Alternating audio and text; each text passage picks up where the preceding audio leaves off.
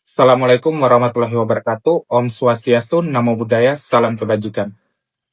Pada kesempatan ini, saya akan menyampaikan materi tentang Managing Global Human Resource pada mata kuliah Perencanaan dan Pengembangan Sumber Daya Manusia dengan dosen pengaku yaitu Ibu Dr. Elianti Agus Mokodempit, SE, MSc, dan saya Darlin dengan nomor stamp yaitu G2D125009. Saya adalah mahasiswa pasca sarjana program studi Magister Ilmu Manajemen Universitas Haloleo. Pada materi ini kita akan membahas bagaimana organisasi mengelola sumber daya manusia ketika perusahaan lintas negara. Dalam era globalisasi, aktivitas bisnis tidak lagi terbatas pada satu wilayah. Perusahaan dapat membuka cabang di berbagai negara, bekerja dengan tenaga kerja dari banyak budaya, serta menghadapi aturan hukum dan sistem ekonomi yang berbeda. Karena itu, pengelolaan sumber daya global menjadi bagian penting dalam keberhasilan organisasi. Pada angka 5,2 triliun dolar, ini menunjukkan besarnya skala ekonomi dan aktivitas bisnis global. Di balik angka tersebut, terdapat manusia yang bekerja, memimpin, beradaptasi, dan menjalankan strategi perusahaan. Maka pertanyaan pentingnya adalah, bagaimana mengelola manusia di balik angka tersebut? Oke, dalam materi ini akan dibagi ke dalam 5 pembahasan utama. Yang pertama yaitu tantangan manajemen, kedua yaitu perbedaan antar negara, ketiga yaitu staf organisasi global, yang keempat yaitu siklus ekspatriat, dan yang kelima yaitu sistem HR global. Oke, kita mulai ke pembahasan pertama, yaitu tentang tantangan manajemen. Dalam bisnis internasional, perusahaan dapat gagal di luar negeri jika tidak memahami konteks negara tujuan. Setiap negara memiliki hukum, budaya, regulasi, dan sistem ekonomi yang berbeda. Perbedaan ini memengaruhi cara perusahaan merekrut, melatih, memberi kompensasi, dan mengelola karyawan. Misalnya, aturan ketenagakerjaan di suatu negara bisa sangat berbeda dengan negara lain. Jam kerja, sistem upah, hak pekerja, pajak, jaminan sosial, dan hubungan industrial harus dipahami dengan baik. Jika perusahaan mengabaikan hal ini, maka risiko konflik, biaya tinggi, dan kegagalan operasional dapat meningkat. Selain aspek hukum dan ekonomi, budaya kerja juga menjadi tantangan penting. Cara berkomunikasi, mengambil keputusan, memimpin tim, dan menyelesaikan masalah dapat berbeda antar negara.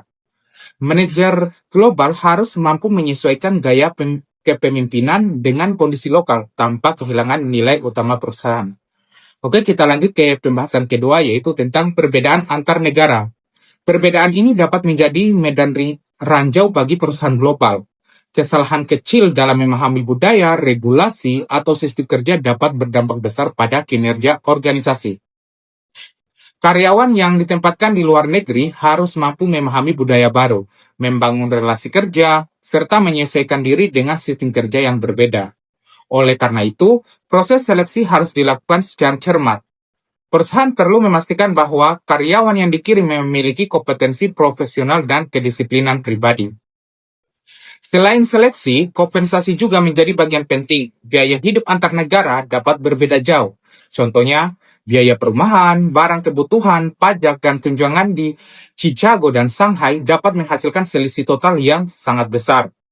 Oleh karena itu, perusahaan perlu merancang sebuah sistem kompensasi yang adil, kompetitif, dan sesuai dengan kondisi negara tujuan.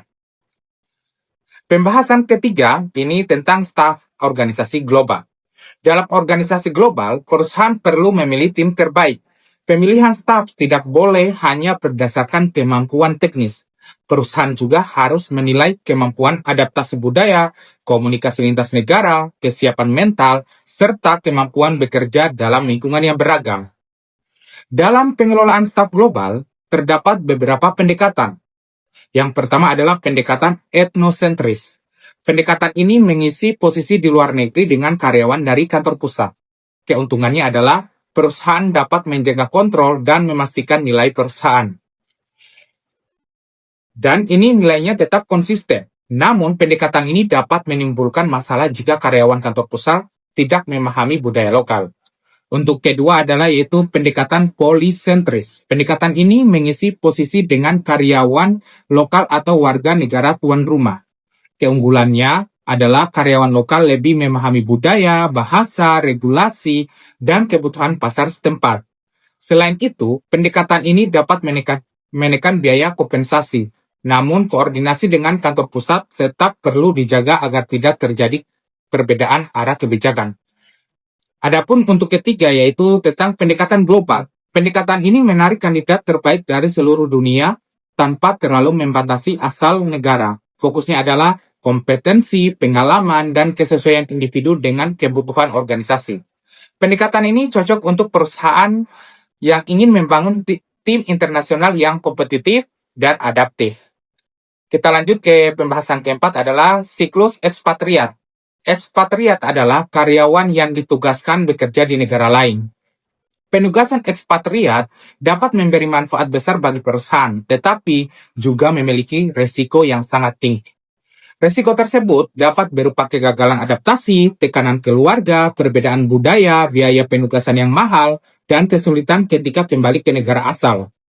Dalam materi ini menunjukkan angka 21% yang menggambarkan bahwa kegagalan atau tantangan ekspatriat bukan hal kecil. Perusahaan perlu mengelolanya dengan serius. Salah satu aspek penting adalah kompensasi ekspatriat. Perusahaan perlu memperhatikan biaya hidup, tunjangan perumahan, pajak, asuransi pendidikan keluarga, dan fasilitas pendukung lainnya. Tujuannya bukan hanya memberikan imbalan, tetapi juga menjaga kenyamanan dan kinerja karyawan selama bertugas di luar negeri. Selain itu, perusahaan juga harus menyiapkan proses repatriasi, yaitu proses karyawan kembali ke negara asal setelah menyelesaikan tugas internasional. Proses ini perlu direncanakan sejak awal. Terdapat 3 langkah penting dalam proses repatriasi. Langkah pertama yaitu adalah memberikan konsultasi psikologis sebelum tugas. Langkah ini membantu karyawan dan keluarga memahami tantangan yang akan dihadapi. Adapun langkah kedua adalah menjaga hubungan melalui mentor selama penugasan. Mentor membantu karyawan tetap berhubungan dengan organisasi asal. Untuk langkah ketiga adalah sesi mentoring sebelum pulang. Tujuannya agar karyawan dapat menyesuaikan kembali peran, karir, dan lingkungan kerja setelah kembali. Kita lanjut ke pembahasan kelima yaitu tentang sistem HR global. Perusahaan global membutuhkan arsitektur human resource yang terintegrasi. Sistem human resource tidak boleh berjalan terpisah di setiap negara tanpa koordinasi. Perusahaan perlu memiliki data, kebijakan, proses, dan teknologi yang saling terhubung. Di sini contohnya pada perusahaan Hyundai, ini membangun konsep satu perusahaan global melalui sistem cloud. Sistem cloud membantu perusahaan menghubungkan data karyawan, proses kerja, kebijakan HR, serta koordinasi antar negara.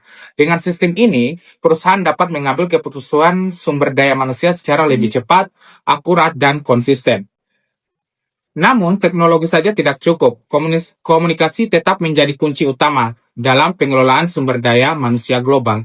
Perusahaan tidak bisa berhenti berkomunikasi. Di sini dibutuhkan kontak terus-menerus dengan negara lain. Komunikasi yang baik membantu mencegah kesalahpahaman untuk memperkuat koordinasi dan memastikan setiap cabang memahami arah kebijakan sebuah perusahaan. Pada akhirnya, pengelolaan sumber daya manusia global menuntut kesiapan manajemen untuk memahami perbedaan, membangun sistem yang terintegrasi, dan mengelola manusia secara adil. Perusahaan yang mampu menyesuaikan diri dengan konteks global akan lebih siap menghadapi persaingan internasional. Sebagai penutup, di sini ada pertanyaan penting yang perlu kita renungkan, yaitu apakah gaya manajemen kita sudah siap melintasi semua negara? Oke, demikian materi tentang managing global human resource. Sebagai pembahasan ini dapat memberikan pemahaman bahwa keberhasilan bisnis global sangat ditentukan oleh kemampuan sebuah organisasi dalam mengelola sumber daya manusia secara strategis, adaptif, dan terintegrasi. Mungkin cukup pembahasan materi tentang managing global human resource yang saya sampaikan pada kesempatan ini. Saya minta maaf apabila masih ada kekurangan dalam penyampaian materi. Akhir kata saya ucapkan wabillahi taufiq wal hidayah. Wassalamualaikum warahmatullahi wabarakatuh.